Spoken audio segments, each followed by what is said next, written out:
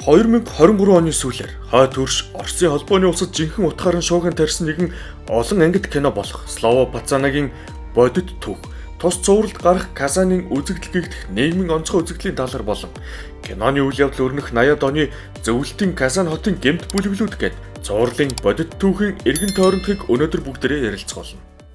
Манаас уг хэдийгээр кино ярьдаггүйч энэ цуврал саяхан Монголын нэгэн төлбөртэй суугаар орчуулгатаа гарч байгааг нь мэдэж яг киног давтан ярихгүйч бодит түүхийг нь яривал сонирхолтой байх болов гэж үзсний үр дүнд энэ бичлэгийг бэлтгэн хүргэж байна.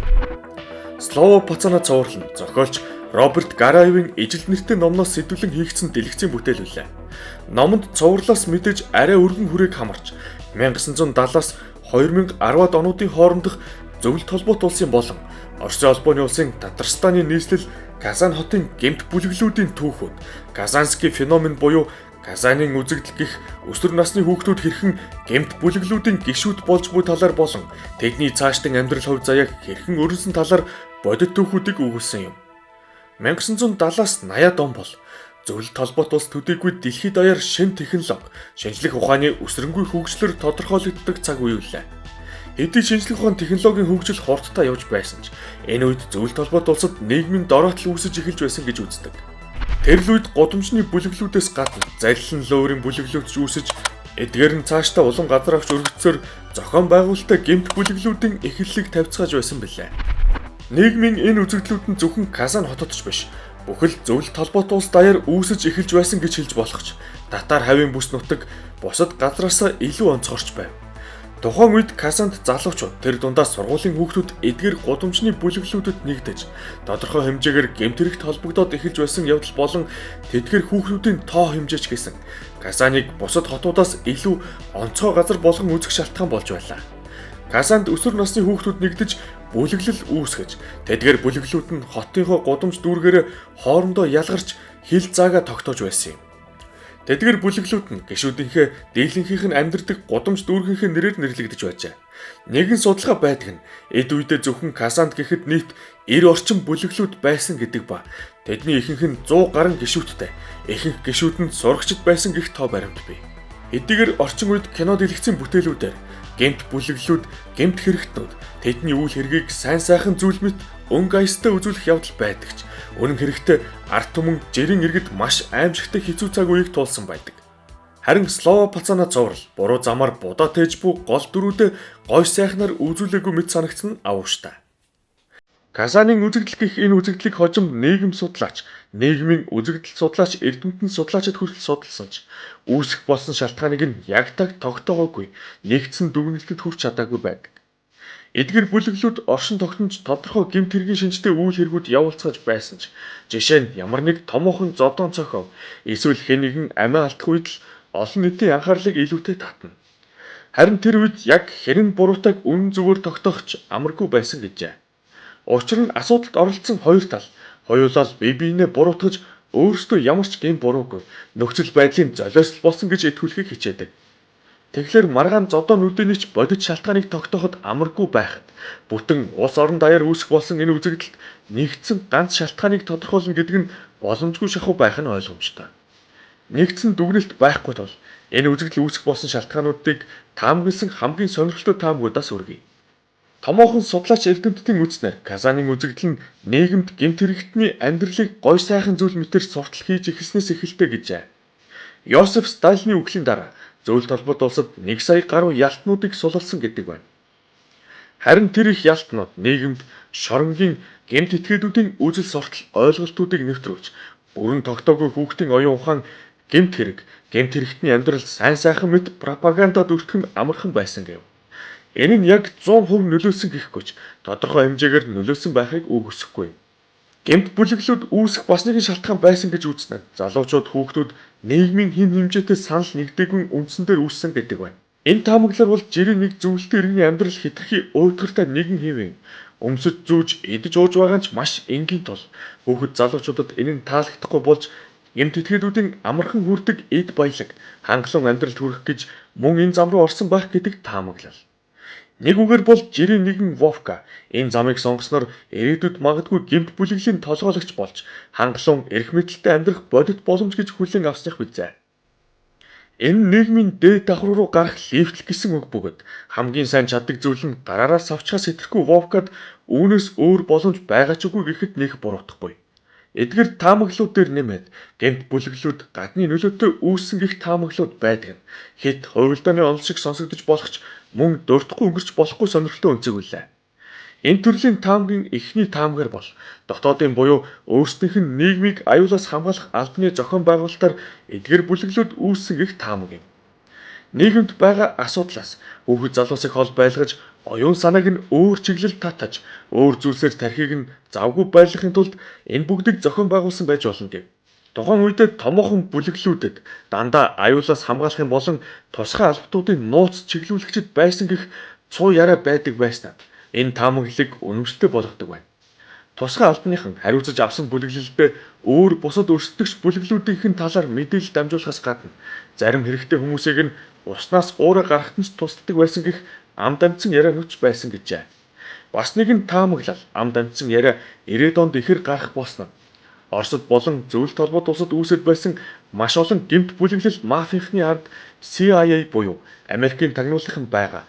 Тэд ийм замаар зөвлөлтийн нийгмийг хагалж байсан гэх таамаглал мөн гаргасан байдаг. Эдгээрээс гадна илүү үнэмшилтэй нэгэн таамаглал байдаг нь тухайн үед нийгэмд маш их оюун санааны хямрал нүүрлсэн байсан гэх үнцэг юм. Тэр үед Казанд соёл урлагийн төвшин том баг, нийгмийг соён гэгэрүүлэх ажил хомс, янз бүрийн дугуулан секцүүд хаагдаж, харин бусдаас өөрөөр сэтгэж буй нэгнийг мөрдөж мүшгэж шалгаж байсан цаг үе гэжээ. Энэ бүхэн нь нийгмийг ухамсарын дороотолд хүргэж, залуучууд нь талцсан үзэлцэх шалтгаан болсон байх гэдэг байна. Дээр дурдсан шалтгаанууд заавал тус тусдаа биш хамтдаа ч нөлөөлж болохыг үүсэхгүй. Эдгээр нь бие биеэ огтоос харилцан үгүйсэхгүй хүчин зүйлсэлээ. Гэмт бүлэглүүд нь дотроо насаараа мөн ангилагдаж, тэдний үүрэг ролч өөр байна. Жишээ нь бүлэглэн хамгийн багчуудыг ногоон эсвэл хальс гих зэргээр дуудаж, тэд ихэвчлэн эргүүлд гарах гих мэт үүрэг хүлээдэг байв. Хальснууд буюу хамгийн багчуудын дараа том дээд үеийнхэн нь залуучууд дундаж насныхан гих мэт яваад хамгийн том нь ихэвчлэн 30 гарсан гэмт хэргийн намтар түүхтэй этгээдүүд байх бөгөөд галт зэвсэгтэй байх нь ч илбэг байсан гэдэг. Дундаж насныхан буюу 15-аас 20 гаруй насныхан гол хүчин болдог ба зодоонүүдэнд оролцох газар нутаг дүүрэг гудамжаа хамгаалахаас гадна бүлэгмийн дундын санг бүрдүүлэхэд идэвхтэй ажиллана.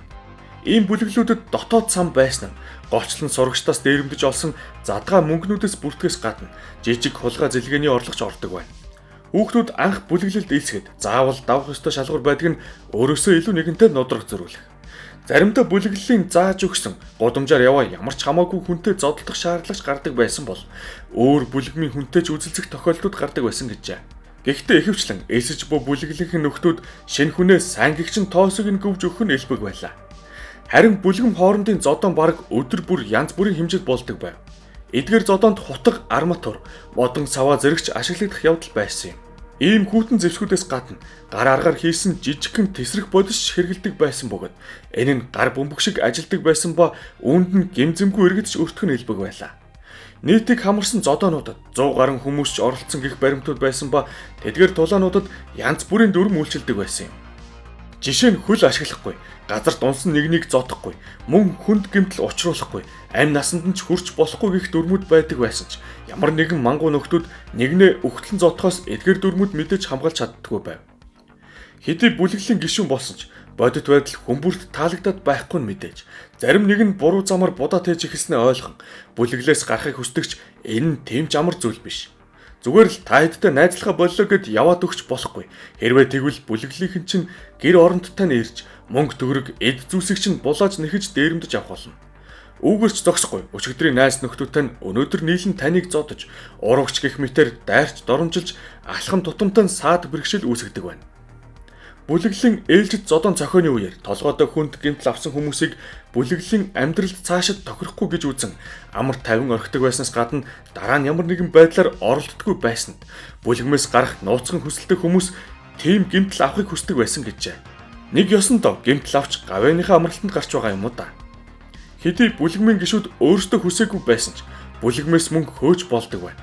Өөрсдийнхнөөсөө хулгай хийх, нэгнээ байнга доромжилж дээрлэх, гэмгүй гудамжаар яваа хүн лүү шалтгаангүй дайрсан бол эсвэл уулзалт цугларалт таслах, айж хулжсэн бол гэх мэт.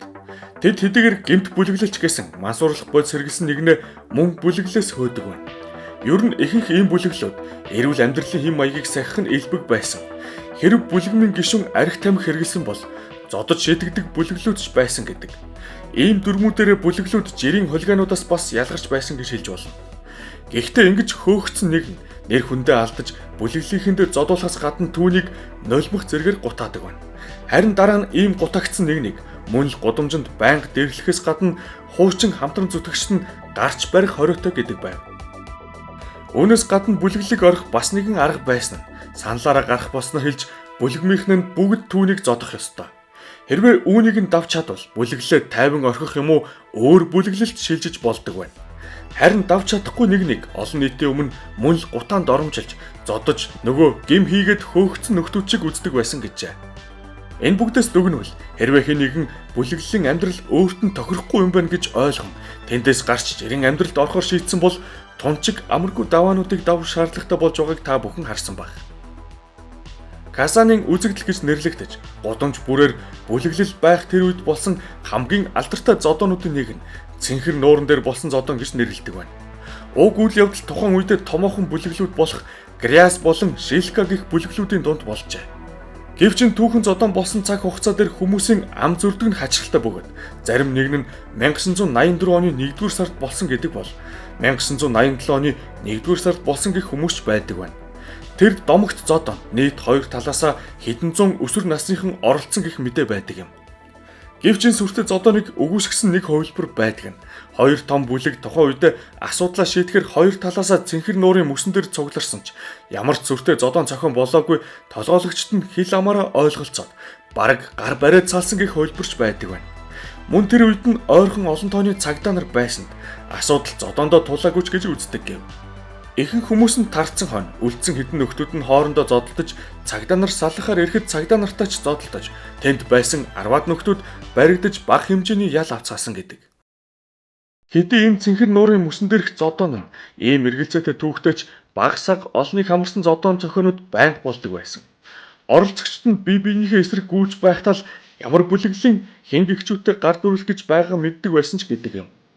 Ийм зодоонууд ихэвчлэн цэцэрлэгт хүрээлэнд ойд бүлдүү гол нуурын мөсөн дээр буюу аль болох хөнгүү хэрнээ зай талбай ихтэй газруудад болдог байсан гэжээ. Ийм зодоонууд ямар ч сайн сайхан зүйлд хөтлөхгүй нь мэдээж нэг бол хүнд гэмтэл авч төгсөн, нэг бол цагдаад баригдаж янз бүрийн хэмжээгээр ял авч шоронд суух гэх мэт. Харин нэгэнт залуугаар шоронд суусан бүлэглэлийн гишүүд засрах биш уламд ордоод гарч ирдэг ба гарч ирээд жинхэнэ левел ахиж зохион байгуулалттай гэмт бүлэглэл байгуулах жишээ нэ. Эхлээд жирийн хүүхдүүдийн бүлэглэл байсан Горки, хожим томоохон зохион байгуулалттай гэмт бүлэглэл болж Перваки гэх нэрээр улс орон даяар алдар нэрээ мандуулсан шиг жишээ нэгээр тогтохгүй бий. Харин зохион байгуулалттай гэмт бүлэглэл болсон хойно мэдээж хүүхэд байхдаа хийдэг байсан шиг жижиг асуудлууд биш, жинхэнэ хүнд гэмт хэрэгүүдийг үйлдэх нь ойлгомжтой. Хэрвээ та бүхэнд үнэхээр сонирхолтой байвал ийм томоохон бүлэглэл мафийнхны талаар түүх оруулж болно. Энэ талаараа комент хэсэгт бичээрэй. Бидний бичлэгийн өнөөдрийн сэдэв болох Казанын хүүхдүүдийн бүлэглүүдийг цагдаа нар нэг бүрслэн хянаж, зарим нэгнийг нь зөв замд нь оруулахаар яриа сурч ухуулагч хийж байсан нь ойлгомжтой. Харин хөнгөн ял өгөөд өнгөрч болох үед заримдаа бусдад нь анхааруулга болгохоор илүү хүнд ял өгч байсан гэв. Нэг ёсондоо цагдаа нар хүүхдүүд эдгээр бүлэглэлд нэмж элсэхгүй байх талаас нь янз бүрээр ажиллаж үздэг байлаа. Гэвч харамсалтай нь нийтийг хамарсан энэ нийгмийн гаж үзэгдлийг тийм ч амар зогсоох боломжгүй байсан. Бичлэгийн эхэнд дурдсан энэ үзэгдэл анх үүсэх болсон шалтгаануудаас гадна бас нэгэн сонирхолтой баримтыг дурдмаар. Бүлэглэлд хамрагдсан ихэнх хүүхдүүдийн ар гэр нь асуудалтай. Амьдралын боломж тааруу ээж аав нь архины хамааралтаас гадна хүүхдтэй гар хүрдэг, зохих анхаарал тавьдаггүй гэр бүлтэй хүүхдүүд ихэвчлэн байсан гэжээ. Энэ бүх гэр бүлийн асуудлууд нь мэдээж хүүхдүүдийн бүрэн тогтоогүй оюун санаанд муугар нөлөөлж, хүүхдүүд нийгмээс төдийгүй гэр бүлийнхнээсээ ирэх хүчирхийлээс өөрсдөө хамгаалуулах гэж бүлэгт элсэн нь их байдаг байв. Хэрвээ бүлэгт элсэхгүй бол амьдрал тун амаргүй. Сургууль дээр нь ч гудамжиж тэр бүлэглийнхэн зодон дээрэмдэнэ. Харин чи ямар нэгэн бүлэглэлд байвал хэн ч оролдохгүй. Хаяа яах вэ өөрсдийнхөндөө зодуулж болох юм. Тэгэхээр тухайн үеийн хүүхдүүдийн ихэнх нь зүгээр л амар тайван амьдрахын тулд гэмт хэргийн зам руу орсон байдгийн тун харамсалтай. Өнөөдөр бид Слово-Пацана алдарт зурлалын цаадах бодит түүхтэй танилцахаас гадна яг яагаад ийм бүлэглүүд үүсэх болсон тэдний дотоод амьдрал дүрм журмын талаар ярилцлаа. Цуврал дээр гарах бүлэглэл бодит байдал дээр тэгвэр усаараа байгаагүйч тяп гэх газааны алдарт бүлэглээс санаа авсан гэх таамаг ихээр явдаг. Та бүхэнд сонирхолтой байсан бол комент хэсэгт өргөжлөл үзье гэж бичээрэй. Олон хүний сонирхлыг татаж байна гэж үзвэл энэ талаар ахин бичлэг хийж болно. Ингээд бичлэг таалагдсан бол лайк давж, сувга дагахаа бити мартаарай. Удахгүй улам сонирхолтой бичлгүүдээр уулзах болно. Баяр таа.